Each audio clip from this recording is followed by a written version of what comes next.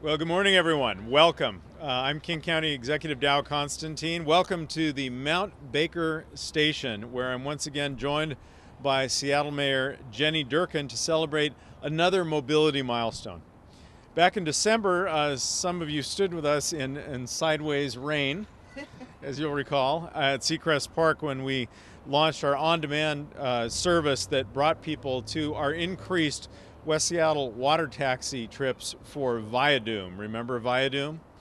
And a few weeks ago, we showed how all-door boarding on all metro routes on 3rd Avenue could speed up service and allow us ultimately to offer more transit through downtown Seattle. Well, today we're here at the Mount Baker Link Light Rail Station to announce our newest mobility solution. I'm joined by Obina Emenike. The mayor is introducing Obina later, so she's practicing his name. I'm also joined by Alan Eckberg, the mayor of the city of SeaTac, Tukwila, who was kind enough to join us today. But because the light rail is so popular at the end of the line at Angle Lake, he had to drive to the light rail station today. Looking forward to it. It is a perfect illustration of why we need the service that we're announcing today. So starting today, commuters, students, and visitors are going to be able to hail on-demand shuttle service from their homes or their places of business to 5 Sound Transit light rail stations, including this one, and throughout southeast Seattle and the city of Tukwila. Where they can board a King County Metro bus or they can hop a Link Light Rail train. Now, the year-long pilot project is a partnership between King County, Metro, Sound Transit, and the city of Seattle. And I want to thank the voters of the city of Seattle for providing the Transportation Benefit District funding. And I want to also recognize the Federal Transit Administration Mobility on-Demand grant for helping make this service possible. We're making it easier than ever for people in southeast Seattle and Tukwila to enjoy convenient, reliable transit service. There are thousands of people who live within the 5 service areas of VIA who can now tap the VIA app or call a number to hail a ride and take their transit to school, to work, to get their kid to daycare, to get to all of the recreational and entertainment opportunities that our region has to offer, and then to get back home again reliably. And that includes service until midnight or later in most service areas. Starting this weekend, you can hail a ride to a Link Light Rail station, and then you can take those trains to the places where our Trailhead Direct service launches to take you into the foothills of the Cascades. It's a popular transit trail service co-led by King County Metro and by King County Parks. One of the routes departs just across the street, in fact, from this station. So if you're feeling like going for a quick hike, dial up your VIA app, get on the train, come here, and you'll get a ride up to a hiking trail. It is the newest route, in fact, is going to be leaving from the Tukwila station to take you up to the Cascades. This is what an integrated, customer-focused system looks like. Creating a high-capacity transit system for commuters to get you to work and to home again reliably every day. Also creating a network that allows you to get to all the places you want to go in our region. The best opportunities, the most spectacular scenery that our region has to offer. We'll open 22 new light rail stations throughout King County over the next 5 years, and we'll expand the spine of our region's transit system. And when we do that, we're making it easier for people to hop on board with affordable, convenient service like VIA. I want to thank all the partners who made this pilot possible, including VIA, and that includes our next speaker, who is a strong partner, rain or shine, the mayor of the city of Seattle, Jenny Durkan. All right. Thank you, Executive Constantine. Well, it's a pleasure to be here, particularly since there's not sideways rain since our last announcement. I want to thank Sound Transit for hosting us here at the Mount Baker Station. You know, as we build the city of the future, we are building a more connected city. We need fewer cars on the road, we need fewer people driving alone in their cars, and we need more safe options like transit, walking, and biking. In order to do that, we have to provide ways for people to get out of their cars and onto transit and light rail. We're investing in better access to transit, and I want to join with Executive Constantine in thanking the Seattle voters. It was through their vote that we're able to have these funds to offer this service today. Access to transit has never been higher.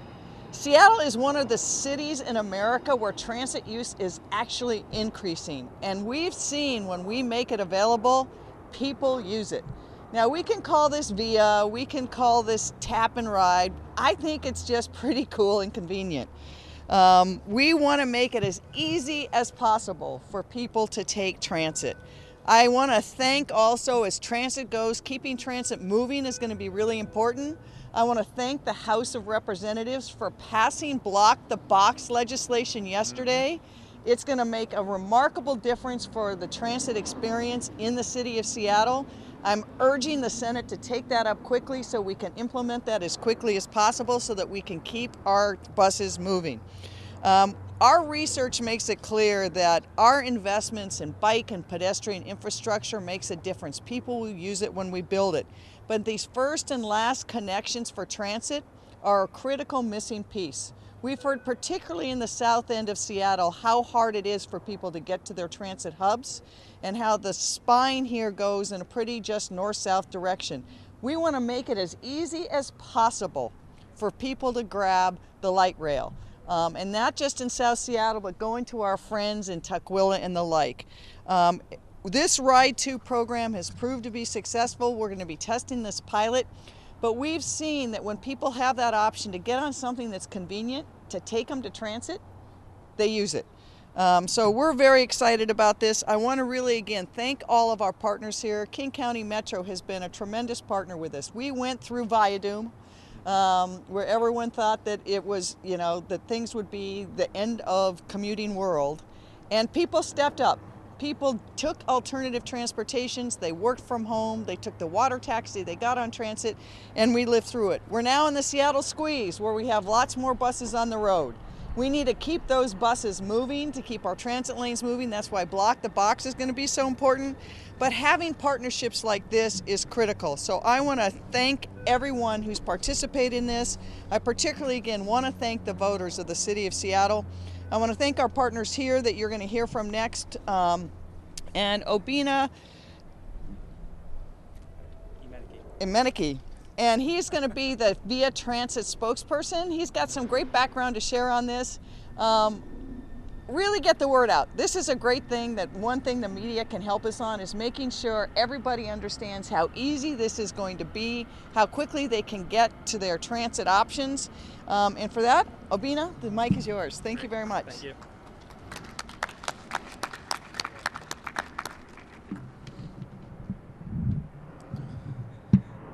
Thank you to Executive Dow Constantine and Mayor Jenny Durkin. On behalf of VIA, I can say we are truly excited to partner with King County Metro, Sound Transit, and the City of Seattle to implement VIA to Transit, our on-demand transit solution. VIA's technology is specifically designed to provide affordable, efficient shared rides. VIA's powerful rider matching and vehicle routing algorithm is the solution to solving the area's first and last mile challenge. VIA to Transit will seamlessly integrate into the existing public transit infrastructure by connecting residents to transit in their communities.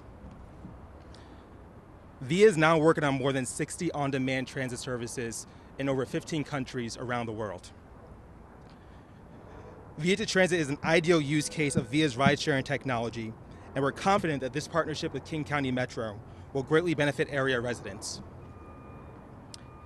It goes without saying that an efficient and cost-effective transit solution is fundamental to the livability of any modern city. It is critical not only to resident mobility, but also to quality of life.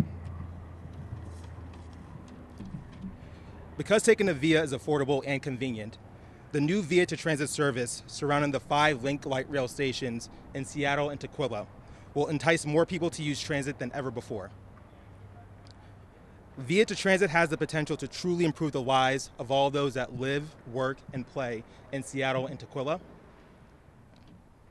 By combining the support of King County Metro with Via's global ride-sharing experience and technological expertise, we can create a world-class transit service that is both cost-effective to the county and high quality for residents. We would like to especially thank the numerous people from King County Metro and Sound Transit that we've been working with over the past several months. It's been great to work with you, and we look forward to continuing to develop a collaborative relationship. We hope to be a long-term partner to King County Metro, Sound Transit, and the City of Seattle, and to provide a sustainable transit solution to the county for the next several months and years. Thank you. And we were going to give my fellow mayor from Tukwila a chance to say a few words. Again, it just highlights the importance of all the regional cooperations we have here in the Northwest that make our ability to solve these problems so much easier. Mayor, it's all yours. Thank you, Mayor. It's nice to be here. And where I want to come from in this conversation is the residents who will be using this transportation mode to get to the infrastructure that's been built out by King County and other entities in order to get to and from work, to and from play, and to and from the mountains so that we can all experience the Pacific Northwest the way we want to. So with that, and no further ado, I'll turn it over to Dow Constantine to close. But on behalf of the residents who will be using this, we thank you all. Thank you, Mayor Eckberg. Again, this is our bid to increase access to high-capacity transit lines. The transit of the future here is going to involve high-capacity rail lines, high-capacity bus rapid transit lines, and then an increasingly broad network of ways to get to those lines and to get back home again. The Metro Long Range Plan envisions the vast majority of people in King County, not just living in city centers, but throughout this county, envisions that they will be able to walk from their home to a transit stop or hail a ride on an app from their home and get quickly to high-capacity transit in order to access opportunities across this entire three-county region. So with that, first of all, to answer questions, we have Casey Gifford of Metro, and she's going to be able to answer all of your very insightful questions. But just to remind you of how these ride-share partnerships work, you're able to take your Orca card and use that for your fare as you hail the rideshare, and then that will give you a transfer as you go on to the light rail or onto the bus system. So we'd be glad to take, Casey, come closer. Cool and convenient. Yes. Be glad to take whatever questions you might have. I'll pose a question for Alan Eckert. You have clusters of apartments downhill from the station where the lot fills up by 7 in the morning. What are you hearing and seeing about residents there who either are driving to get to that station since it's a long climb, or unable to reach it through bus and car? What are you catching as a city leader from that community down there? What I'm catching, and I've been catching this for many moons, is the need for this type of via service so that those apartments that are downstream, if you will, from the rail can have a new mode of transportation to get to the rail. And that's something that's occurred throughout the city of Tukwila. We have areas even further away that people want to drive a car, but they know they can't drive a car, so they have to find out a different mode of transportation. This is a new mode of transportation that will enlighten the neighborhoods and the residents to have quick access to light rail. Thank you. Is there some way to aggregate or group Good. people at those complexes? Casey, how do they handle that with VIA? Like a bamboo? Is that your... Oh, like a van where you walk to the leasing office and get 5 or 6 people picked up at a time. You have something like that set up in how your app works. Yeah, that's precisely that's precisely how our app is set up. Just for context, our technology was built from the ground up to enable shared rides. So everything that we've done from a technology and operations standpoint has been focused on optimizing that shared ride use case. So if there are a number of people that are booking within the same area, our technology is good at pulling those people together and taking them to where they need to go. Others? How similar will this be to myself using my phone for Uber or Lyft? Is it going to be kind of a similar kind of app system, or how does it compare? It's similar in the sense that you're using an app to book a location from one place to the next, and it's a really easy interface and really intuitive experience for the rider. How you're using the app is quite different, though. So you can only use the app to get to and from the 5 Link Light Rail stations, and that's how we'll be using it for the context of this service. And I'd like to. Maybe you can repeat that last part when the plane goes away. Sure. Explain how it's different from the Uber app. Yeah. So our VIA app with King County Metro and Sound Transit is used only to get to and from the 5 Link Light Rail stations in southeast Seattle and Tukwila. That's another way in which is different than the VIA service, than the Uber and Lyft service. I would say another way in which the service is different, unless the app is different, is that we make the app really accessible and the service really accessible to all people. So if you don't have a smartphone, you can get a ride by calling in to book a ride. And also, if you require a wheelchair accessible vehicle, you can book that ride through the app. You don't have to go through a different experience or a different service in order to get that ride. Are they all wheelchair accessible? They're not all wheelchair accessible. 3 of them are. And we think that that's enough to meet up with the demand of wheelchair passengers in this area. Say if I wanted to take my bike with me, am I able to put it on the...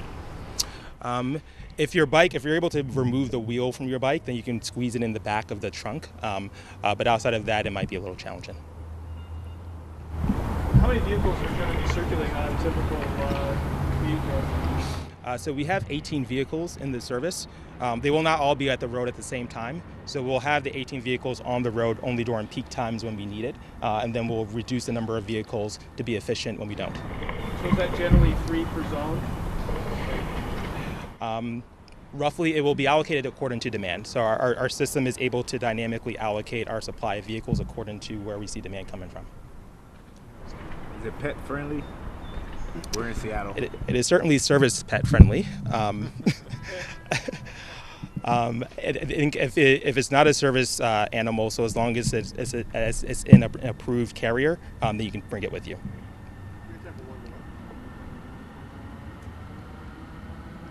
All right. The best option. I know you've thought about other programs to kind of meet this need. Why is shuttle the best one? So we're really excited to be partnering with VIA for this shuttle service because it's accessible. As Obina mentioned, we have wheelchair accessible vehicles. And what's exciting is that you can pay for it with your Orca card, as the executive mentioned, which means that you pay one fare to get from your home to transit and then on the transit vehicle. We know that there are a lot of great other options for people, so we're just adding to the menu. Our local buses will continue to be a good option for some folks.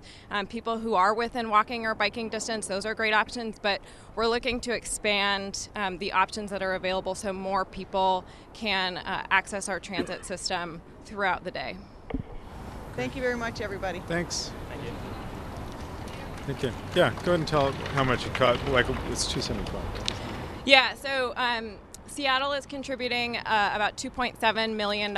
We're also getting funding from the FTA, that's $350,000. And then Sound Transit and Metro are each contributing $100,000. And Metro's managing the contract and has been working to get this off the ground. But as a rider... Oh, the rider cost, sorry. $2.75. So just like a Metro bus trip, and you can also transfer. Do you need material change to the FTED? No, done. That was done already in previous. I'll check. I'll get back to you on that, Mike. But I think we've got it covered. You know, thanks so much. Oh yeah, I'm Casey Gifford. I'm a project manager with the Innovative Mobility team at King County Metro. Good job, Casey. Thank you. Well done. Thank you, sir. Thank you.